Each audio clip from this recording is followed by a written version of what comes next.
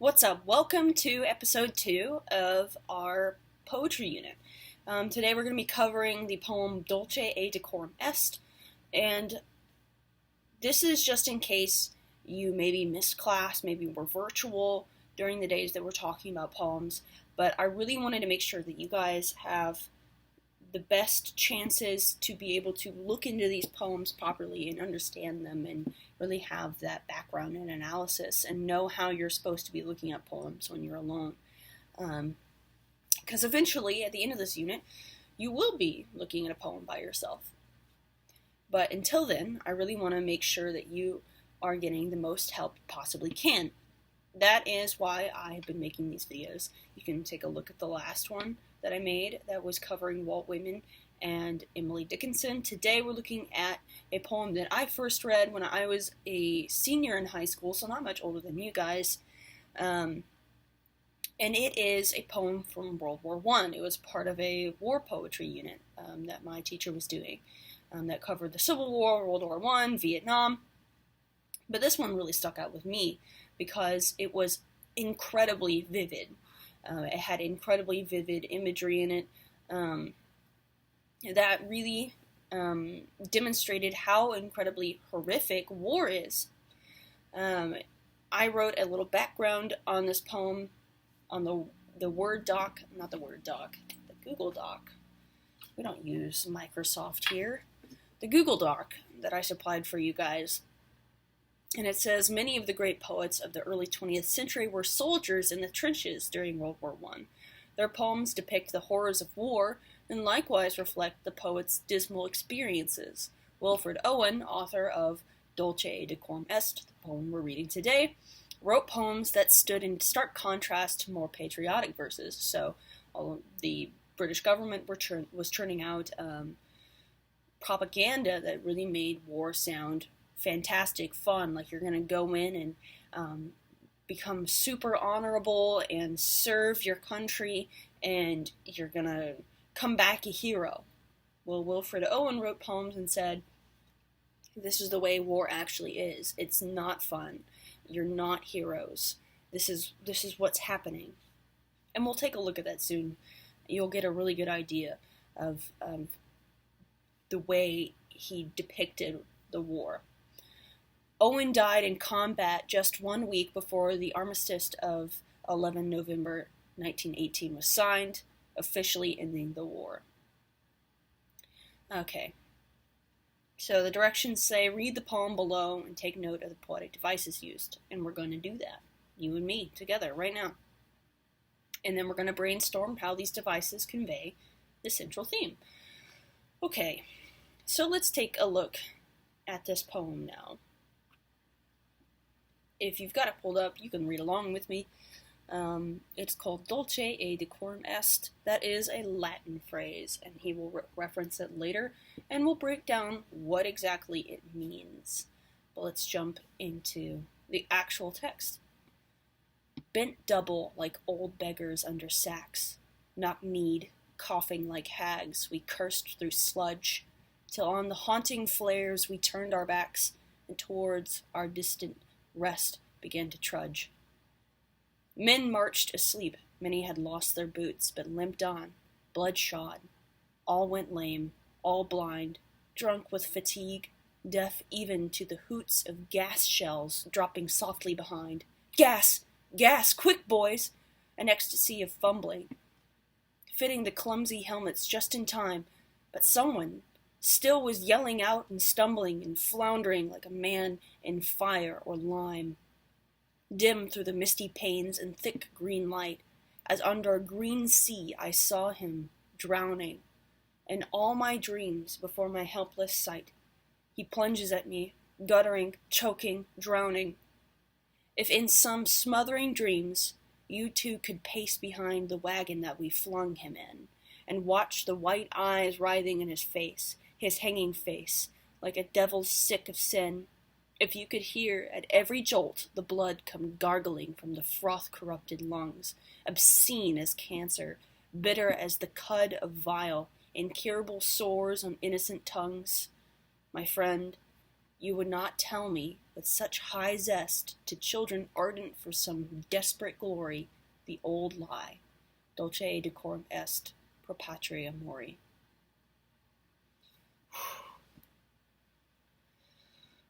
That poem really makes you think, because this was the reality during World War One. I don't know how much you guys remember about World War One, but it was the first time the world had really seen just ugly combat, worldwide ugly combat, and a lot of it took place in trenches along the boundary lines between European countries. So these men were stuck in dugouts, essentially, of just mud and sick, because, where else are they going to be using the restroom, and so on and so forth. And this was the first time that they were using weapons like chemical warfare and machine guns and things along those lines. People had not used those types of weapons for warfare until that war. So you can imagine how horrific it was, how hellish it was for these men. And I think Owen does a fantastic job of giving us that context of how ugly that war was. So first stanza, we have bent double, like old beggars under sacks. So we already have the beginning of imagery. We can see the soldiers literally bent double over in the trenches, waiting, because they have to hide along these trenches. Knock-kneed, coughing like hags we curse through sludge. As I mentioned, it's mostly mud in these trenches because they're dug out in the land. And this is where they're hiding, just waiting for people to engage. Till on the haunting flares we turned our backs, and toward the distant rest began to trudge. Men marched to sleep, many had lost their boots, and this is true. Some of the worst parts of World War I wasn't just the injuries inflicted by gunfire or chemical warfare or bombs. It was the gangrene that they experienced with their toes falling off because of how cold it was. Men marched to sleep, many had lost their boots, but limped on, bloodshot, all went lame, all blind. There's repetition.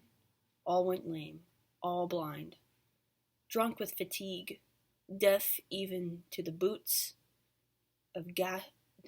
of gas shells dropping softly behind. The thing about this poem is that it's so chock full of devices that I can't even stop all the time. But we already see, as I mentioned earlier, repetition, but we also have alliteration, bent double like old beggars under sacks, knock-kneed, coughing like hags we curse through the sludge. And it's giving this feeling of rough and toughness, of gruffness, of this sort of just how it's a feeling of masculinity, a feeling of just this tough, maybe bloodshot eyes sort of guy. And maybe that's how he was, the author. Men marched to sleep, more alliteration. Many had lost their boots, but limped on bloodshot. All went lame, semicolon. All blind, semicolon. Drunk with fatigue, semicolon. Deaf even to the hoots of gas shells dropping softly behind. And this is not in your Poetic Devices definition, but when we look at semicolons in writing, we know that what is being said is being inextricably linked with the other parts of that sentence. All went lame, semicolon, which is related to all blind, semicolon, which is related to drunk with the fatigue, semicolon. All of this one thought of how horrible the experience was. Then we have our first instance of sibilance. Gas, gas, quick boys, and ecstasy of fumbling. If we remember from our last time, we have sibilance as a term that I didn't say you needed to know, but it is a special type of alliteration, which is the repetition of S sounds. In this instance, the S sounds are almost like an onomatopoeia. If you guys remember onomatopoeia being sound devices. He's trying to convey that sound of the gas being released. Gas, gas, quick boys, and ecstasy of fumbling, fitting the clumsy helmets just in time. This hiss of gas being released, of mustard gas being released, and them hearing that sound and knowing that if they don't put on their helmets quickly enough, they will die. And he's talking about that ecstasy of fumbling, trying to fit that helmet on. And what's even more horrible is in the next line, we know that someone didn't get to their helmet in time, but someone was still yelling out and stumbling and floundering like a man in fire or lime. Fire or lime. He gives us a description, some imagery that sounds like hell. Literally fire or lime. Dim through the misty panes in thick green light as under a green sea. He's comparing the gas to like a sea.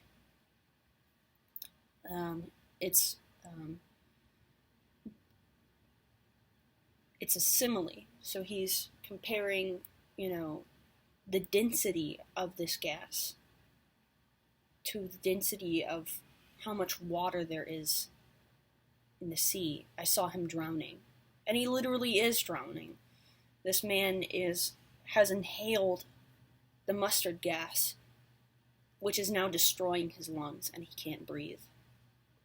In all my dreams before my helpless sight, he plunges at me, guttering, choking, drowning.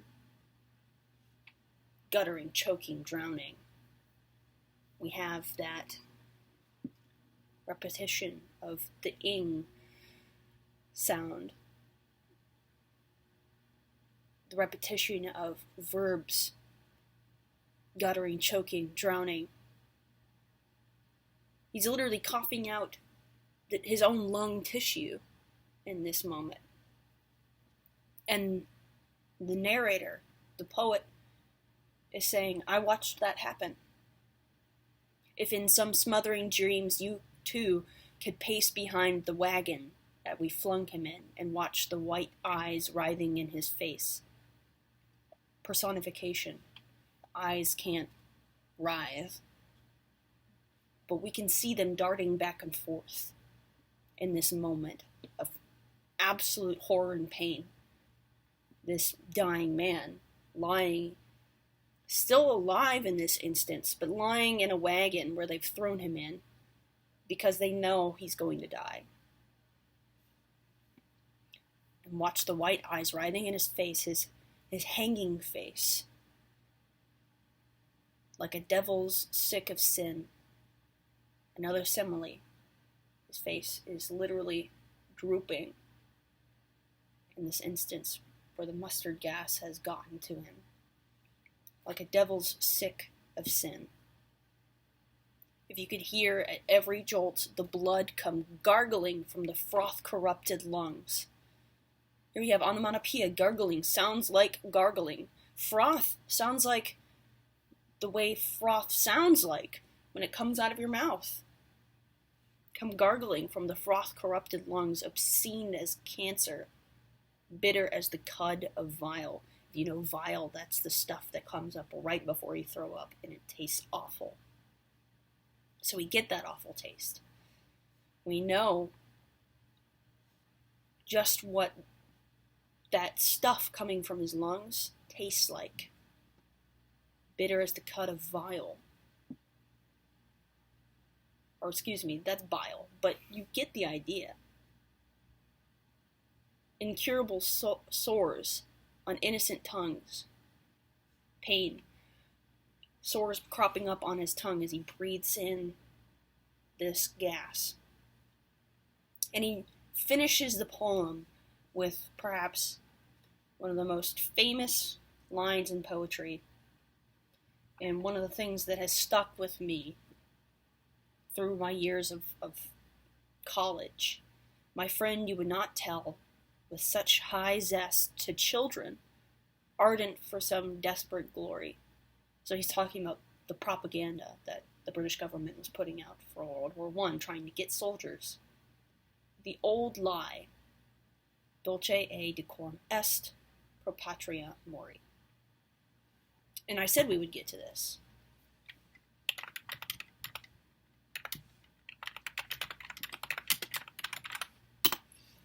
And just so I don't mess it up here. Dulce et decorum est, pro patria mori means it is sweet and fitting to die for one's country. And he's calling that a lie. And we can see it's a lie through the whole poem. There's nothing sweet or fitting about this moment that he's describing of someone choking on his own lung tissue. How he's dying. And judge for yourself. I put photos of the trenches from World War I on the file that I gave you guys. That sort of illustrate what Wilfred Owen is talking about. I want you guys to go through this poem again by yourself, and have that poetic devices sheet next to you, because I only went through, just some of the things that we can see in the poem, because it's chock full of stuff if you take the time to truly get into it. But I don't want to take up any more of your time with this video. I hope you guys like this poem as much as I do. I feel like I want to call it fun, because it's definitely not fun. It's fun as someone that wants to analyze poetry and read poetry and see the poetic devices, but it's certainly not a fun poem. Maybe that's why it's fun. Alright, I'll see you guys in class. If you have any questions, don't hesitate to leave them in the comments on Google Classroom, and I will hopefully answer them within a good amount of time. I will see you guys this coming week. I hope you enjoyed your snow days, and bye-bye.